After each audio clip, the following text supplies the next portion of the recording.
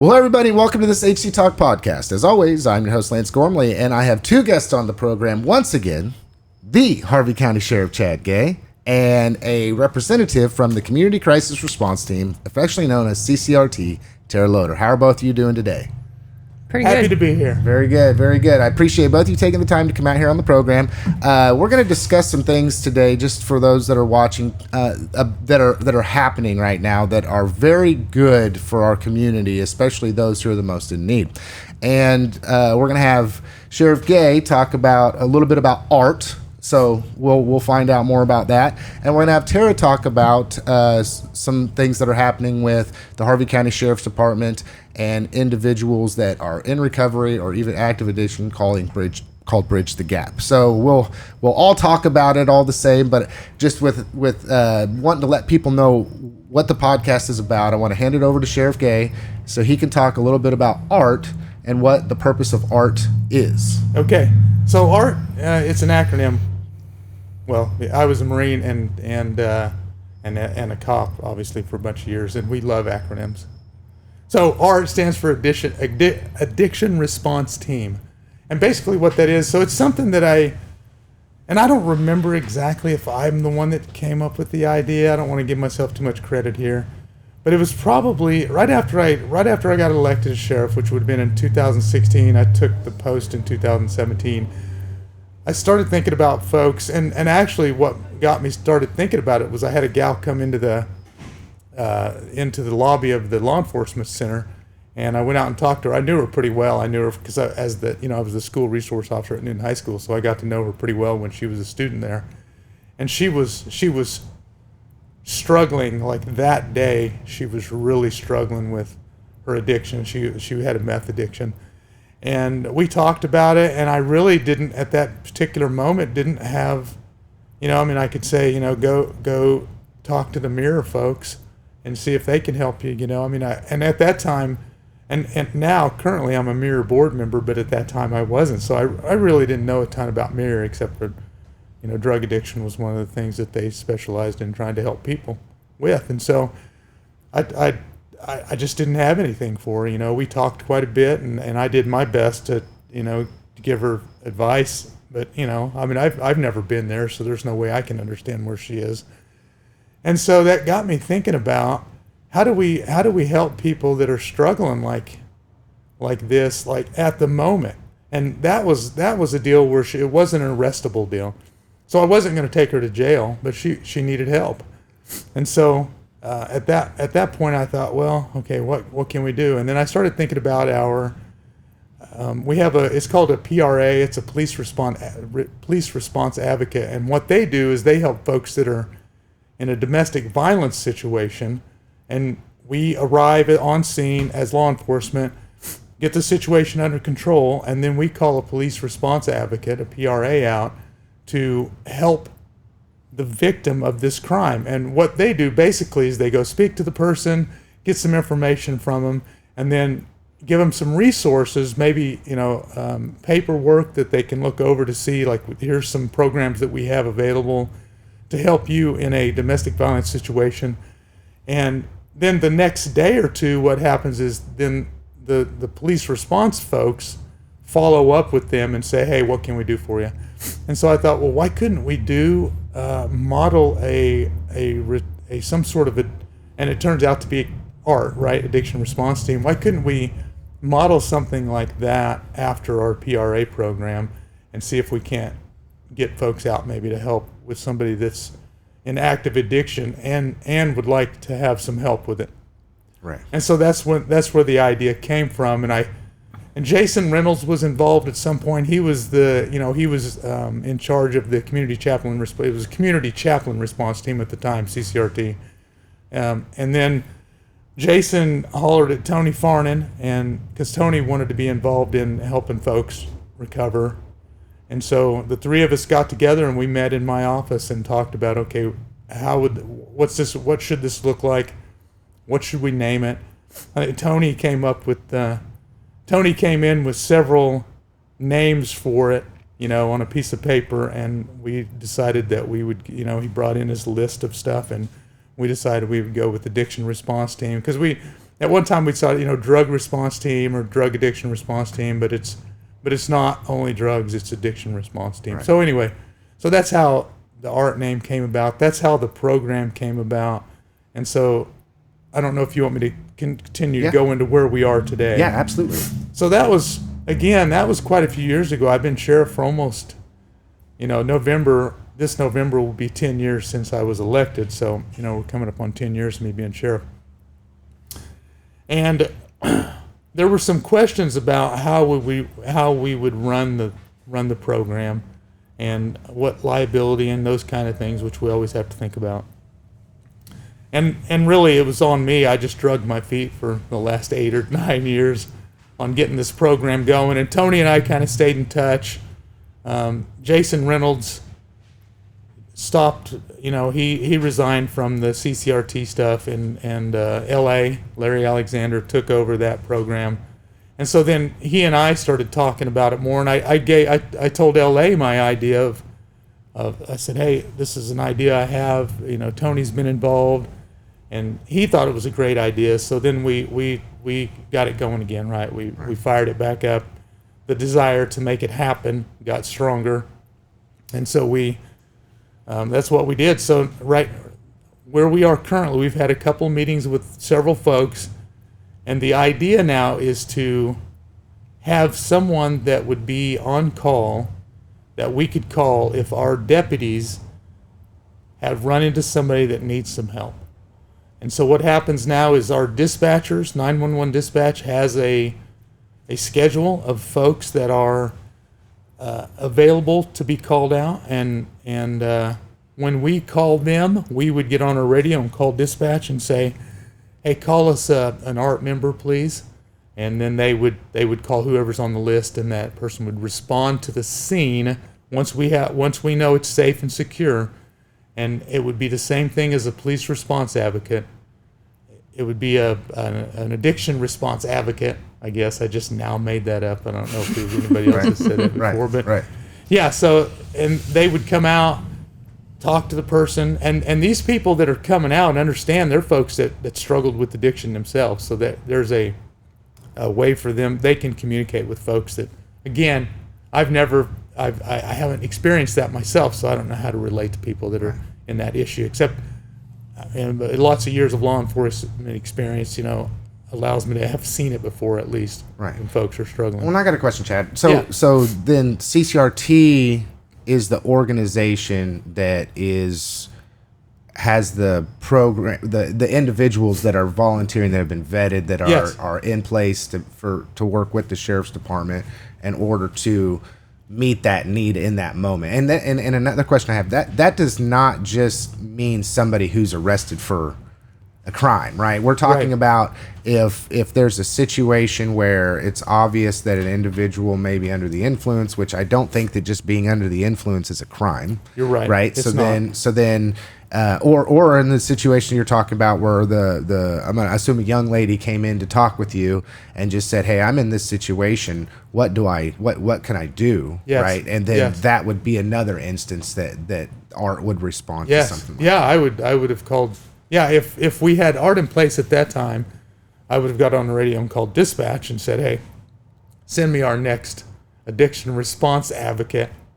Yeah. Right. And then they would send somebody to the lobby and to visit with her and hopefully maybe get her some help. Right. Because I think she was ready for help at that particular time. Yeah. And she was looking for help, just what help can you give them? Yes. And it's interesting because I think we can all agree over the last 10 years, let's say, if we're going to put a timestamp on it, there's been a real push to change the way we look at people who are in a situation where they're in active addiction. Would you guys agree with that? Mm-hmm. Like, how do we help these people? Right? Yes, it's a crime.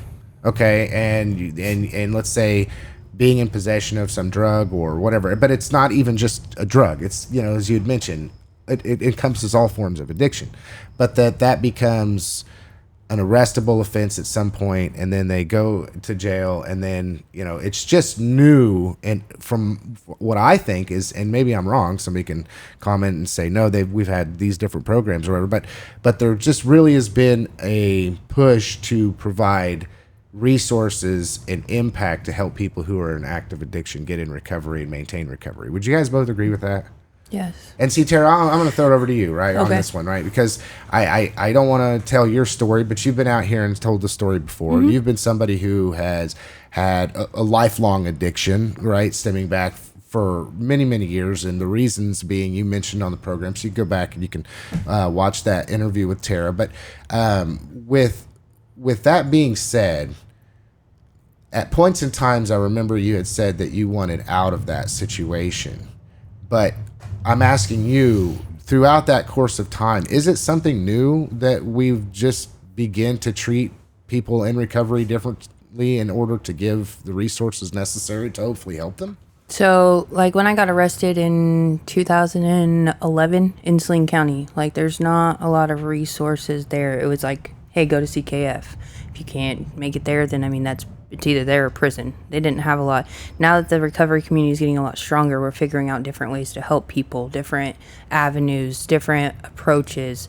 Not every addiction's the same, and not every recovery is the same. So with multiple, like, we have 3 peer mentors right now. So each one of us are a different walk of life. I've been to prison. Gina, drug court. Mac didn't go to treatment. And we've all come together to, like, combat how we can stop the relapses and how we can help the next suffering addict. Right. Yeah. Right. So there's a lot more programming, I feel like, now, and I think it's more at the forefront because I feel like, correct me if I'm wrong, majority of crimes are either committed are drug offenses or due to some kind of drugs or alcohol. I'd say probably like 98%. agree. That may be high, but it is a very high percentage. Well, most people in their right mind that are not in active addiction or under the influence of some substance or another, yeah, we have the factor of mental health, but we all know that that is exacerbated astronomically by any sort of substance. So then the majority of crimes that you see, Chad, are in some way or another have to do with somebody under the influence of some drug. It almost always goes back to drugs or alcohol. Right. Mm-hmm. Yeah. Right. And so then we go to this. I know in the past, and I'm not saying this is Sheriff Gay's mentality, because you're one part of the justice system, right? The legislature makes the laws. If it says that it's a crime, then it's arrestable and you need to arrest them. That's what you do. That's part of it, right? So Yes. it's not, Chad's not responsible for determining what the sentence is for an individual who's caught for a crime, right? You know, Right, you're just one right. factor, right? But you're on the ground floor, right? So you see this firsthand, and then knowing that being the case, then one of the ways to try to combat this at your level, being on the ground floor, is let's try to get these people some help, regardless of what their consequences may be going down the line. Yeah, and maybe a little cliche to say it, but it's the upstream thought, right? Like we're downstream, like pulling people out of the water that's where they get arrested, and sometimes that's the lowest point in their life, and that's what we're supposed to do. That's what society expects us to do. Right. But maybe we can do something to help other folks to catch folks upstream of that, right? And help them before they get to where we should be taking care of it. Right. So, and that's what this thing is to me. That's what art is to me. Have either of you heard? I mean, are we piloting this program? Like I said, I mean, I've often said it's hard to reinvent, or it's hard to invent something, but easier to reinvent something, right? So I don't know. Maybe we're the first community to ever think about this, but I've never heard of anything like what we're talking about right now. And this idea did not come from anywhere else. This was just my idea. So I don't know if somebody else is doing it. I know that the KHP is doing it, and they're partnered with Mir up north. So they're doing a regional thing up north, northern Kansas, and it's like KC area, Topeka area, I believe. Okay. So the larger communities. A lot of larger communities. I didn't hear about that until after we had already talked about it. But in the community, working just solely in our county district, I think we're the only ones doing it right now. Yeah, well, and I did know that, but there's a lot that goes into this, Chad. Like you had said, there is a lot of, I hate to say paperwork, but when we come to liability, it's like, okay, well, this sounds good on the front, right? We want to help people. That's great. But let's not be naive about this, right? There's got to be specific procedures and practices that go into place to ensure the safety of the public, the safety of the individual, the safety of the volunteers, Yes. the safety of the officer, the safety. So it's not a small task that you're trying to endeavor, that we are trying to endeavor to do. Am I wrong? Sure. No, you're right. You're right. And again, it was one of those things we've been talking about a long time, and we finally decided it's something we probably need to do. And I think we've got everything covered. Very cool. Okay, so Yeah. for the audience listening, just to go into a little bit more detail on that, what does that look like, right? Let's say that you have an individual worst case scenario that, because it's up to the person. I mean, it's kind of rare for a situation to take place like what you had mentioned, where an individual just goes into a law enforcement officer and says, hey, I built a rapport and a relationship with you. I need to talk to you, and I'm struggling with this. I mean, because of the way addiction works, most of the time it's very secretive, and people don't want to get into trouble for it, so they don't want to talk about it. They don't want, so then, like you said, the downstream deal where all of a sudden now they're in trouble. But does this provide a mechanism for, I guess I'm just trying to picture in my mind how this might play out. Sure, and you're right about the lobby thing. It's pretty rare. Most people don't want to come in and talk to the cops. Right. And especially at that particular moment, like she was actually high. Right. I mean, she was struggling at that moment. Typically what would happen is we would get called somewhere. We'd get called to a disturbance at a house, whatever it would be, and we would show up there, and we'll just go. We can go. I'll talk about both ways, but we can just go. First of all, we'll go the route if they're not going to get arrested. They haven't done anything that violates the law, and we're not going to make a physical arrest on them. But we can see they're struggling. They're potentially high at the time or drunk or whatever. And we would, at that point, we would just say, I have some resources available. Is there something I can call somebody to come visit with you? And hopefully they say yes, they're ready for that. And so then that's when we would call dispatch. We'd radio dispatch and say, hey, can you send out one of our addiction response team members? And then they would call them, and then they would respond to the scene. We would stay on scene with them. Obviously, we wouldn't call them out if the scene wasn't secure, but Right. we would stay on scene with them until they were done. And what I would expect out of the art folks, and we've like I say, we've had meetings about how I would see this going. They would have some information for them, hand them some information, talk to them a little bit, and then the next couple of days they would reach back out to them and say, hey, what can I do for you? Right. So now that's the non-arrest version of it. If we arrest somebody and they're struggling, we would take them to jail. It'd go the same process as we would for any arrest, and then we can call the addiction response team out to respond to the jail, the person Right. that's going to come out, and they could come to the jail and basically do the same thing at the jail. Okay. And a lot of it has to do with I just got to say something, because I am involved in CCRT, and something that I found very interesting is people in the recovery community, or those in I'd say those in the recovery community know about CCRT, but many people in the community don't know about CCRT. And statistically, the fact is that everybody listening to this program, everybody sitting at this table has a close person to them, whether a family member or a loved one of some type, that is struggling with addiction. So if those people are not aware that there's resources that are available through CCRT or ART, then there's got to be some mechanism that goes into play. And I think this is one that can really do that. Okay, so coming over to Tara, what do you think the benefits of ART is from that angle? I mean, was it a situation when you were in active addiction that because a lot of people who are not don't understand. It's like, well, if you're sick, go see a doctor, right? I mean, it's very simple. I'm sick, so I go see a doctor it's to not that get easy. well. Well, and when it comes to addiction, is it that simple? No. Or unless the doctor comes and makes a house call, are you as likely to get the help necessary? It's really not that easy. As we talk in addiction, it's a disease. It's one of those things that there's something off, or may it be traumatic, maybe mental health. Something's not right, but you're feeding the void with, again, a substance. So of course, removing the substance helps, but if you don't know where to go to further that, you're not going to go anywhere. So with art, I think it's amazing because we had partnered up with Circles of Hope. They have a app that gives every resource in our whole community that we're actually going to be handing out to individuals to download or help them get into that. Then they also can go right into treatment and stuff. We have all those that just show them the way.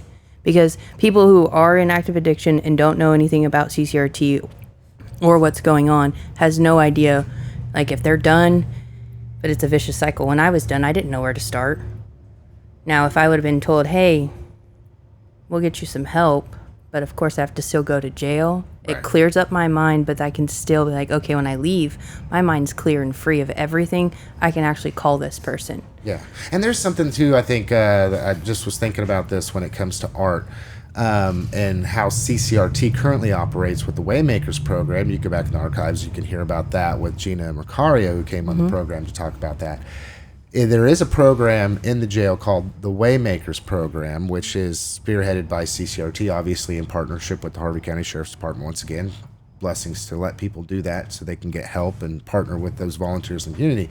But from what I understand, the majority of people that get arrested for drug offenses are released right back onto the street within 48 to 36 hours, 36 to 48 hours. Or am I wrong on that? I mean, most people. If they're not charged within 48 hours, then they get released. Yes. Okay. Yes. And some can bond out even quicker than that. They Okay. can be back out in an hour. Yes. Yeah. But to receive the services provided through the Waymakers program, generally speaking, are for individuals who are incarcerated for a period of time. Am I wrong with that? As soon as they get booked in, and I believe they sit up there for like a day or two just to make sure if they're on anything that comes out of their system, and kind of see how they act before they put them in general population. Right. From my experience, that's how it was.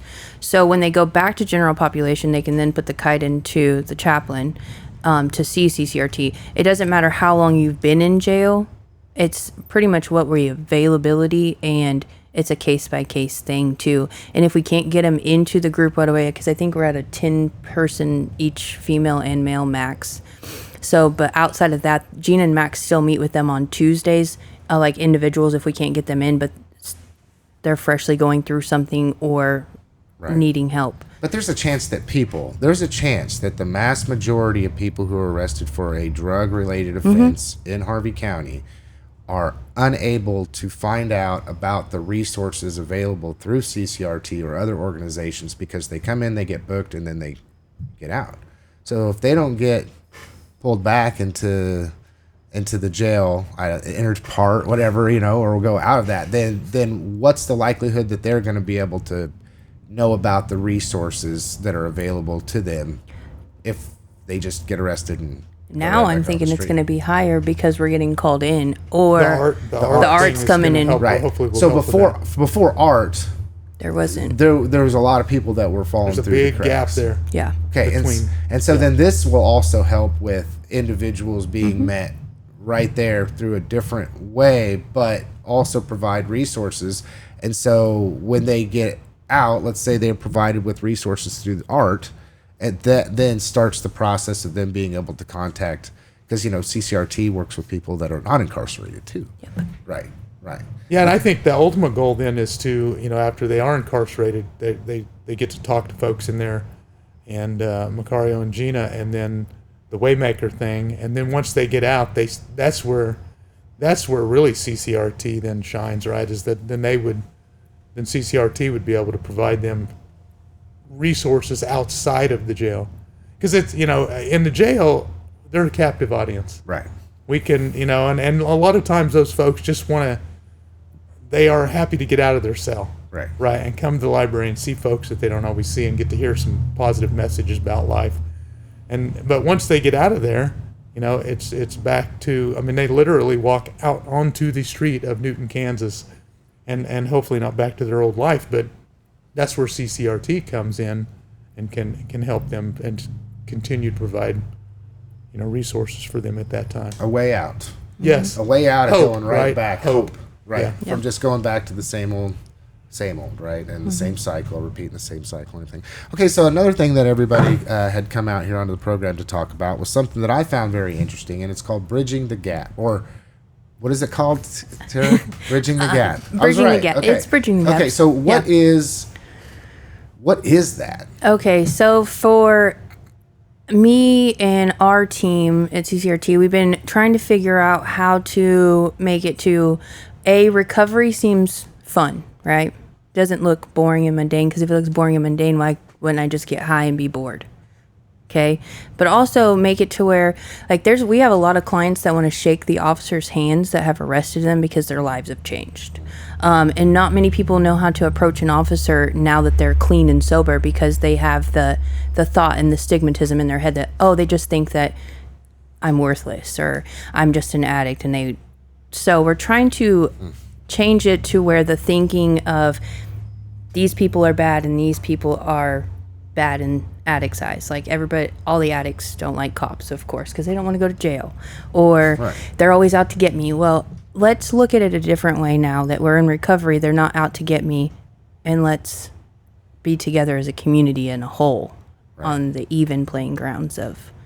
Right. Well, humanization. Yes. Right. Let's just call it humanization. The first thing that came to my mind was humanization. A lot of times, I've said this on the podcast, that I love to bring officers out here because it tells a story of the individual behind the badge. Yeah. Right. And so instead of just looking at that individual as a cop, right, and whatever that entails in your personal life experience, and which one you had a good situation or a bad situation with, or you caught them on their worst day and they caught you on their worst day, or whatever the case may be, or even you're in addiction, since we're talking about that, struggling in addiction, and then you get hung up, if you want to call it that, and then the arresting officer is the one that has to take you. They're the bad guy, and it's being on the right side of the law, the wrong side of the law, and all this. But does this attempt to try to humanize both sides? Yes, it does. I don't want people to see Chad per se. If he comes out, I don't want people to look at him and, oh, he's the sheriff, so I have to act a certain way. No, I want you to be yourself, because they're going to be themselves. Most of them are going to be out of uniform. Everybody's a person. And I don't want officers looking at the person they arrested as they're just another drug addict. Because people do change. So. Right. And on the law enforcement side of that, Chad, what do you got to say about that? No, I think it's great. Bridging the gap between law enforcement and folks that we've dealt with, and I've been doing this a long time, and so some of these folks I've known for a long time. I was dealing with them when I was a young cop, right? And so I think it's a great idea, right? Well, and then too, I was just thinking, going back to the situation with the young lady that you said had come in and just needed help and wanted to talk to you. I think when it comes to being an officer, I don't know, to each their own, right? But it's about helping people, right? I think any officer that signs up, full intent is how do I help serve and protect the public? Is that a generalized but good way to look at it? Okay. Yes. And so then when somebody there's a situation that takes place where an individual is caught to have substances on them, it is illegal, and they need to go to jail, then sometimes people will look at that individual as they're the ones that got me in trouble, rather than I'm the one that got me in trouble and this is what their job is. That's a lot. Human nature would dictate that that's a lot easier than taking the blame yourself. Right. Yeah. Blame it on somebody else. Which is interesting, because we talk about recovery and we talk about, radical accountability and radical honesty, and that's what's required for an individual to come out of their addiction. So then does this also, I just find it very unique. I know Chad, I know Chad's heart, and I know the sheriff's department, I know law enforcement, this community, they are always on board to do something in the community for public relations. I mean, that's kind of Yeah. a bad way to look at it, but to build relationship For the with health people, of the community, health of the maybe. community, to Yeah. build relationship from law enforcement to the community, and then enter in the people that are getting arrested. How does that? Tell me about your way of thinking in the past, Tara, in addiction versus.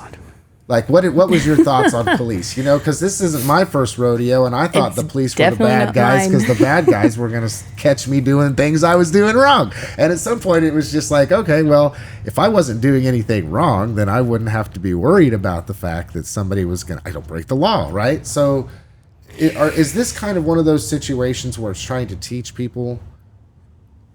You're on the right track. Yeah, so of course, in active addiction, crimes, everything I was doing, of course, cops are not anybody I want to be around and didn't trust, nothing. Now, to say that, I do have good relationships with cops who have arrested me in the past in Salina because, of course, I'm not from here. But like when I told Chad when I very first sat down with him, and I was interviewed with him and we were talking, and he asked me how I know you're done. How would I know that you're actually done using and you want a different life? And I simply told him, because I'm sitting here talking to you. It's one of those things. I mean, I don't expect people in early recovery to understand that it's okay, because the chains and everything in your head has to change. Your whole mindset has to be, they're people too. So I just want to show people now that to get the street mentality out of their head and go into being a normal citizen, just an active person in society, does not have a hatred towards cops. They don't hate the law enforcement. They don't need to bicker and fight with them. So yes, it helps train and show people in recovery the cognitive skills on how to change up the way of thinking. Change your thinking. Yeah. They're not the bad guy. No. Right? And they're human. So here, meet this person. Yeah, And they have a job to do just Right. like the rest of us. Right. And I don't remember, I just cannot remember who I was having a conversation with about something similar to this. And it wasn't this part specifically, but it was a situation where I believe that people who come out of addiction are arrested and have to go through the judicial system. Once clean and in recovery, they may even thank the officer that arrested them, because that was the first thing that could stop them to rescue them. If that sounds really bad, like there's a point No, where that's right. drugs, you know, I mean, this is hard for. I want people to really understand this.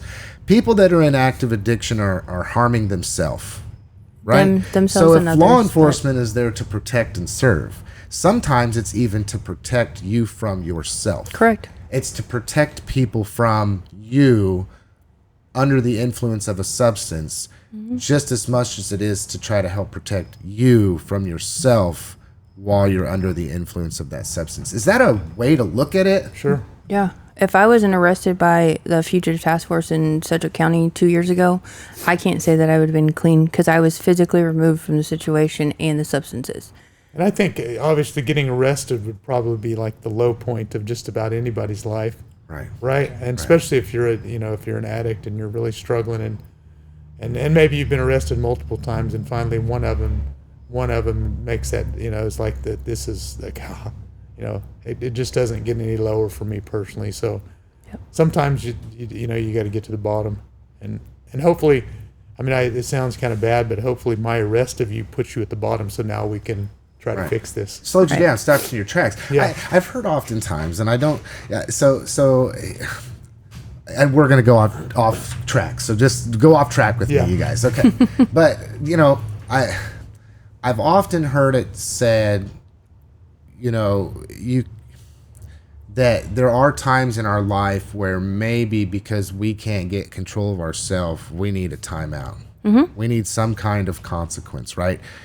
You don't have parents anymore, you're a grown adult, then who is the one that administers the punishment or puts you in timeout or tries to correct bad behaviors that are going to wind up hurting yourself or others, right? Because ultimately, when we come to family dynamics, I'm a dad, right?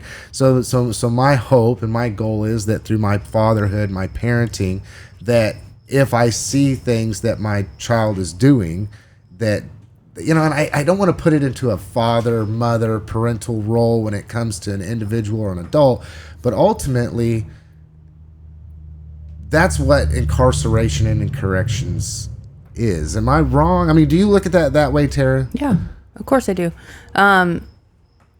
Being incarcerated or arrested is the wow factor, I guess is what you would call it, to the shocking factor. Like, most people in addiction need something substantial enough to catch their attention to make them think about what's going on, right?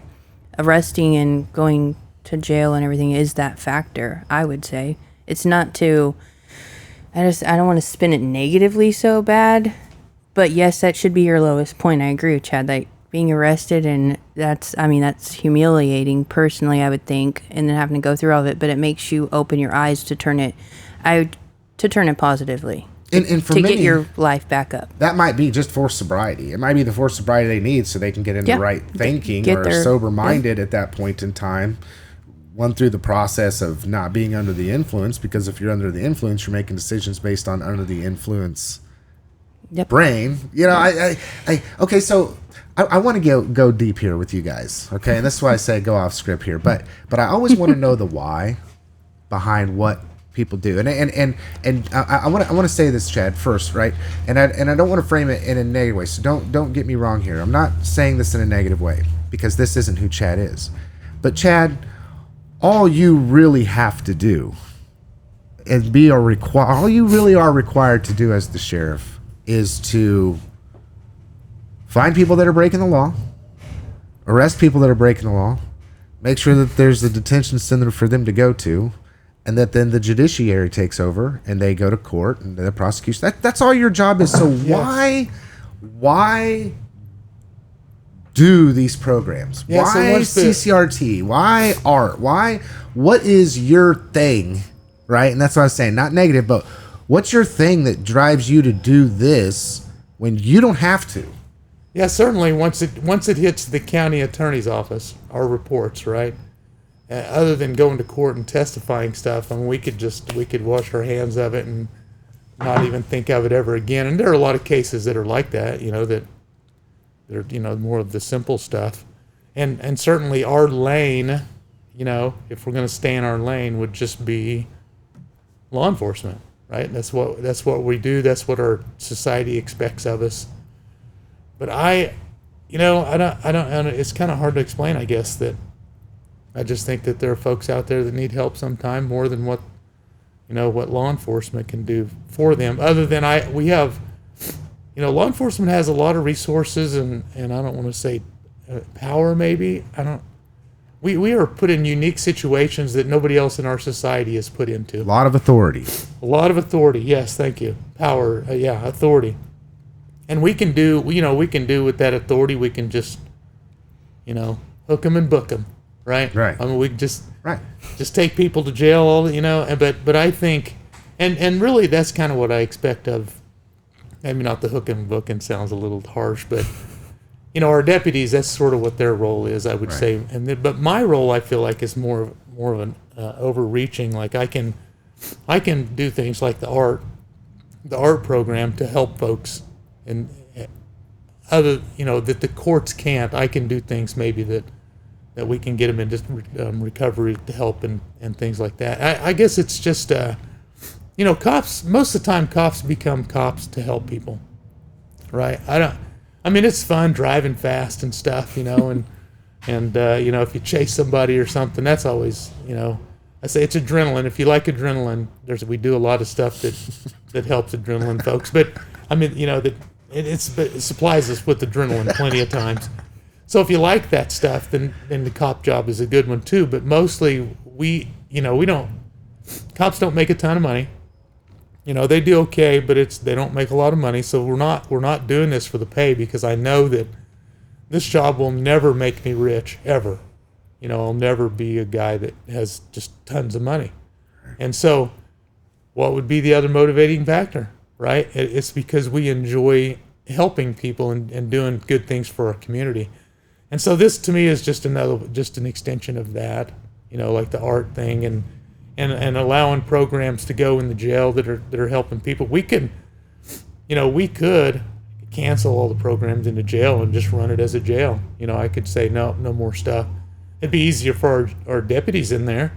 It's quite a bit of work to organize all that stuff and get people in and out and call inmates down to come into the library and sit with folks that we have to let into the building. I mean, it would create less issues for our deputies if we didn't do all this stuff.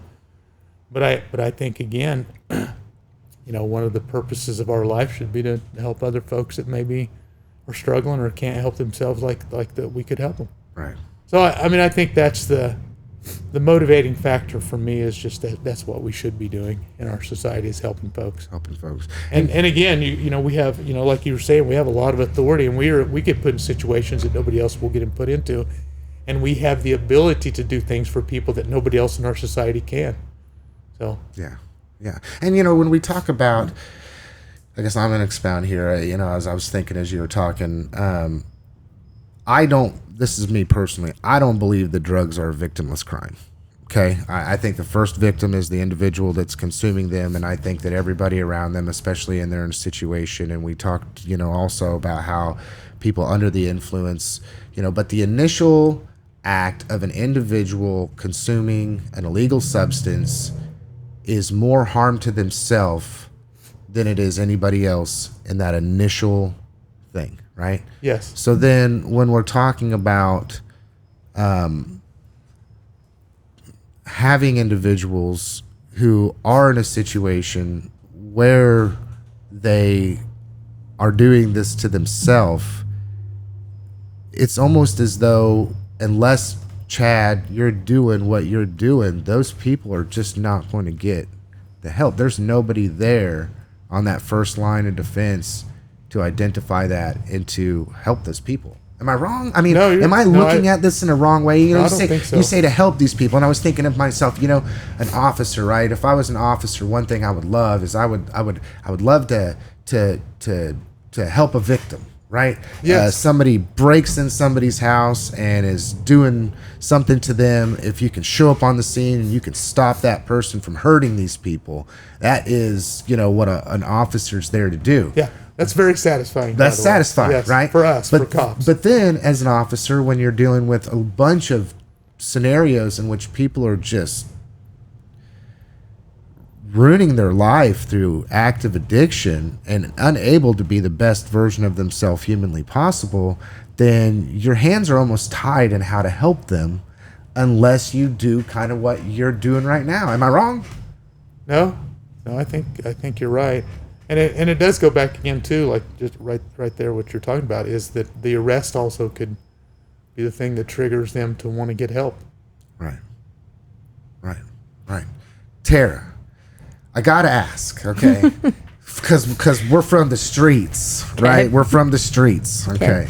And the law was not our friend at one point in time, Chad. The long arm of the law, and I don't think I ever disliked an officer. I think my perspective was always that they're doing their job. It's not their fault that I'm doing what I'm doing. But this, I want to call it criminal mentality because that's what it is, right? If you're speaking textbook academic, it's criminal mentality. Criminal nature is the fuzz is the bad guy, right? Mm-hmm. So if that's the situation, why and what possesses you to want to initiate any type of program at any point in time, given your history, to have or help other people see individuals on the other side of that badge as human and trying to help people understand and educate them that you can bridge that gap?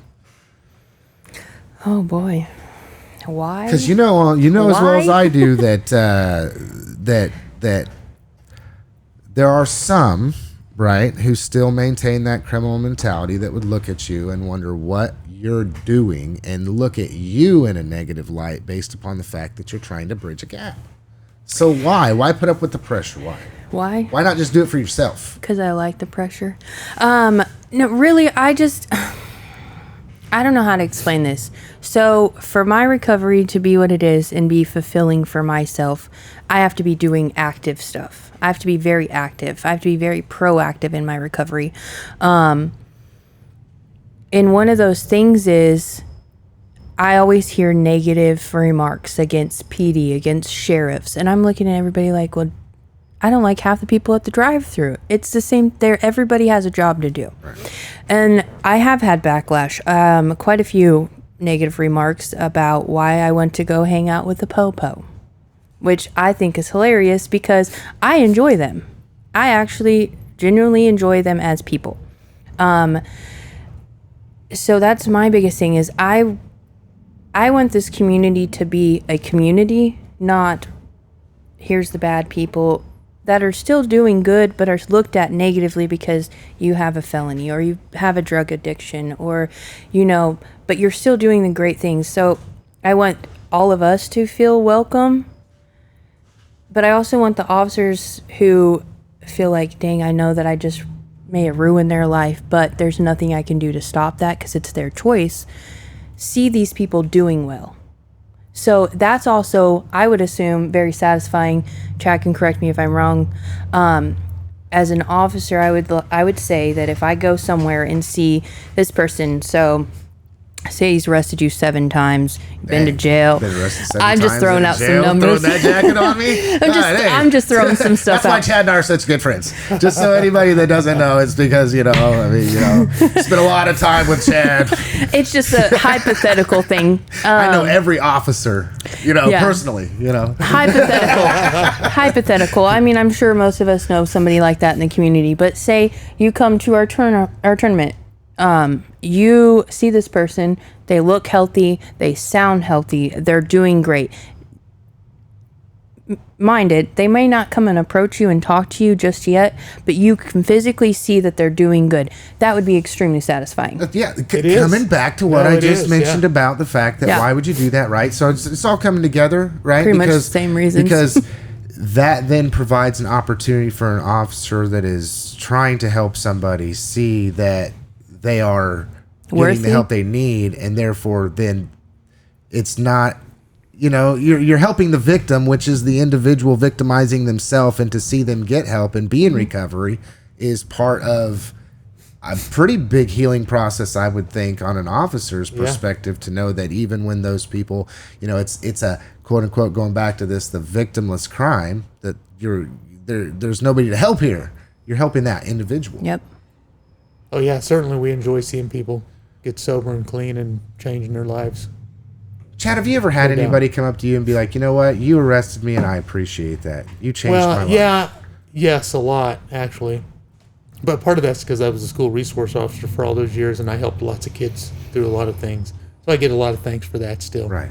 Yeah, I've had folks shake my hands and appreciate what I did for them, which was arrest them, and I always thought that was interesting. Right. Yeah. Right. Well, and then, so school resource officer in your life and all this, and like I said, we're going into the weeds here, right? But,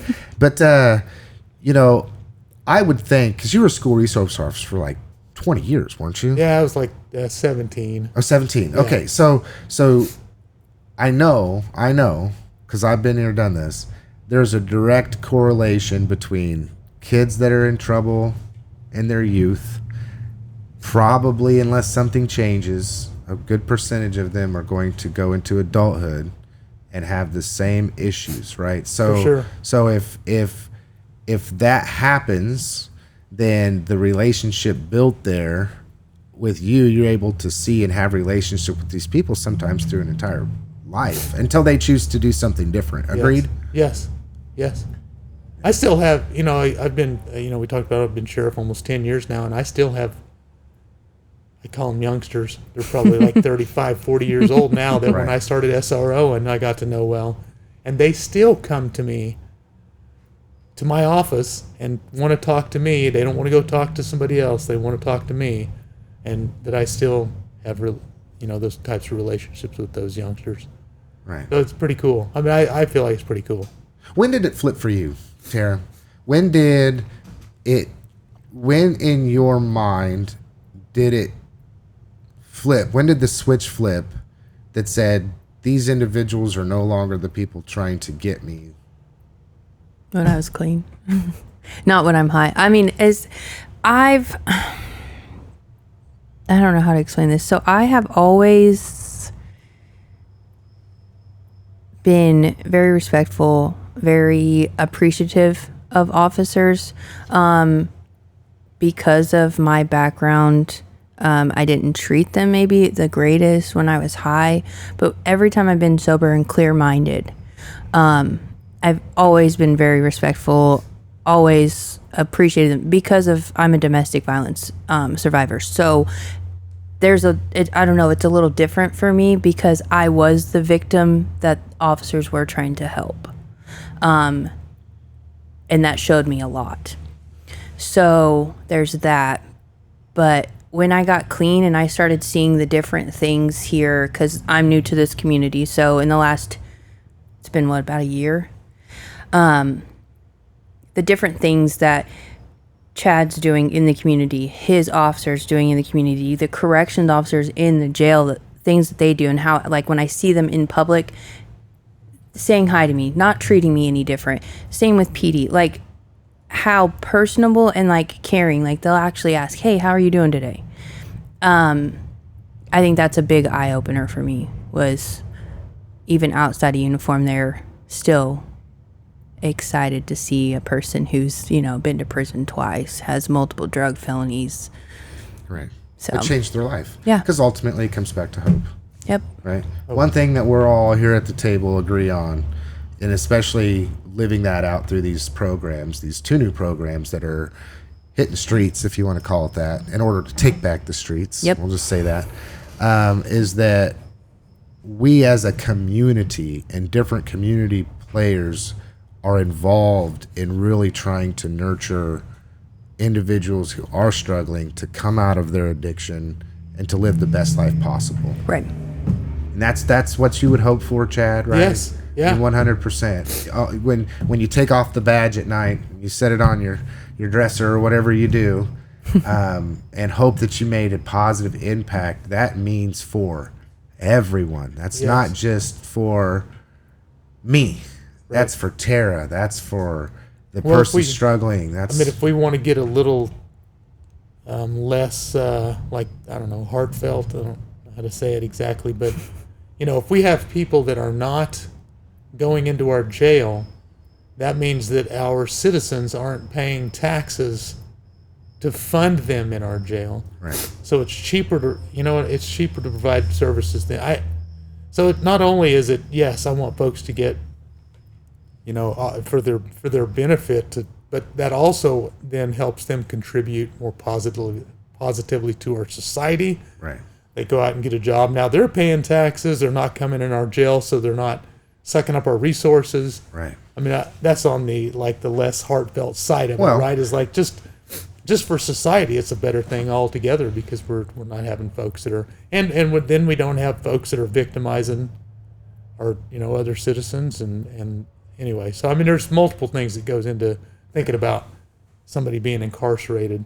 Yeah, you can look at it from all different perspectives. Just no good can come of any of it, and all good can come from it not happening. Yes. No matter what it is. Yes. No matter administratively, financially for the individual, for the individual's life, for their children's lives, for their mom and dads, for their spouses, for the people, their neighbors, the whole thing.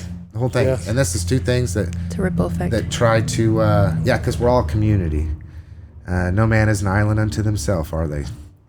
All right. With that being said, we're coming to the end of the program.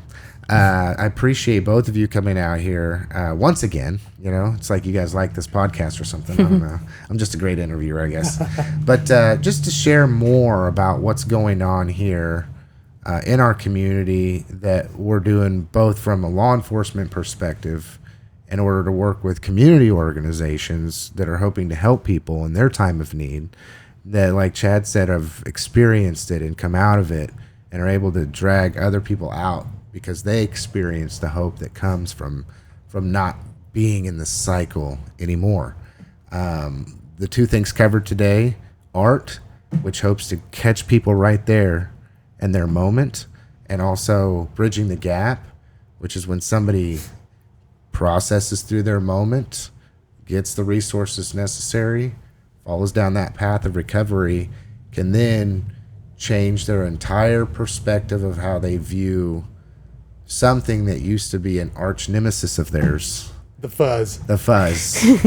and their addiction, to then humanize and understand that we're all community and we're all community partners. So, And one other thing, though, and I know we're wrapping this thing up, but I was going to give you last word. So here's you want last word, Chad. I'm hanging on. Last word, Chad. Okay, now sorry, I cut. No, you're good. I jumped You're in front of you there. Sorry. Yeah, I love it. You're good. Well, no, I just wanted to make sure the folks know the CCRT has not rolled it out to Newton PD yet. And I'm hoping that's coming. That's something that I'll have to get with. I haven't just sat down with Newton PD and said, here's something we'd like to try. We're rolling it out with us first, just to get all the kinks worked out of it and make sure it's running like it should be. Right. Before we roll it out to the other communities in our society, in our county. So I just wanted to make sure you pointed that out. Also, if somebody out there is struggling with addiction and doesn't exactly know where to go, 911 is a great place to start. And then you could get one of us out there, and then we could call an addiction response team advocate. Again, I just made that up earlier. Right. And somebody from ART, right, to come out, and unless somebody else already made it up, I'm taking credit for it. Nope, you're first. But now we're going to have to change it to ARTA. ARTA. Addiction ARTA. Response Team Advocate. ARTA. And so, if you're struggling, you don't have to wait till you have some sort of criminal offense in your life or something where you're having. You can just call us and call 911. And I know 911 has been beaten in our society, it's been beat into our heads that 911 is for emergency use only. But 911 is for if you need a law enforcement officer for something, or if you need EMS and fire for something, you call. It doesn't have to be, your house doesn't have to be on fire to call us. Right. And metaphorically, maybe your house is on fire, right? Because you're struggling with drug addiction. Right. So, but you can call us and we'll come out and visit with you, and then we can call an ART team, an ART member out, and then they can come out and talk to you, and maybe we can get you on the path to getting some help. Right. Right. Tara, final word. What do you got to say? Well, the Bridging the Gap. So I just want to touch on a couple things that we have going on this summer. Tomorrow's the 30th, isn't it?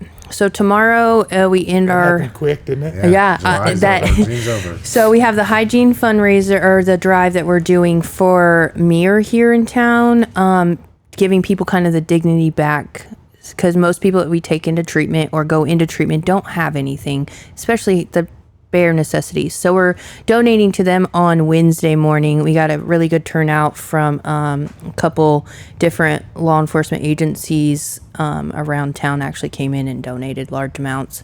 And then we're doing a Bridging the Gap cornhole tournament between corrections officers and recovery community. July 11th at Athletic Park. We're starting about 9 a.m. We got about 12 teams, I think, right now. Very cool. Yep, half and half. So half law enforcement, that's in corrections. So corrections officers, court service officers, drug court is aware. So kind of just bringing the whole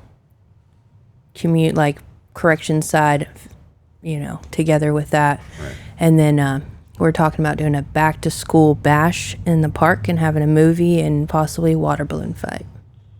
That'd be cool. Yeah. That'd be cool. Those are upcoming, folks. Make sure to mark your calendars for those times, at least to drive by and say what's going on here and watch what. And then if you guys gawk, if you want to be a gawker. And then if you guys don't feel comfortable calling 911 for resources or help, please reach out to CCRT at 316-416-1065. Very good. Very good.